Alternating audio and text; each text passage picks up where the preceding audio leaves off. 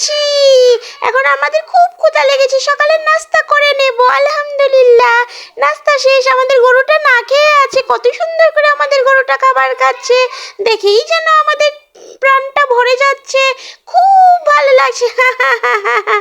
এখন এখন আমরা কি করব দাদা ভাই? এখন আমরা আবার দুপুরের খাবার খেয়ে নিলাম।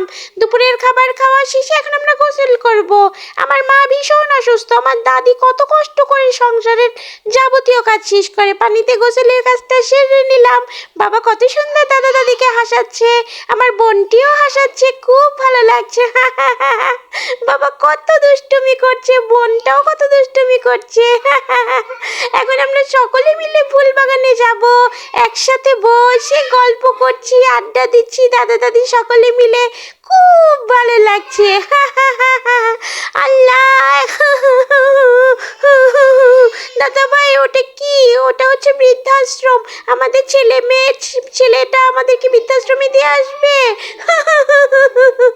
না মা না, তোমাদেরকে আমি কখনোই বৃদ্ধাশ্রমে দেবো না। এই যে তোমাদের বৌমা, তোমরা সবসময় আমাদের সাথে থাকবে, কখনো তোমাদেরকে আলাদা করব না। বন্ধুরা, আমরা কখনো আমাদের দাদা দাদিদেরকে আলাদা থাকতে দেব না।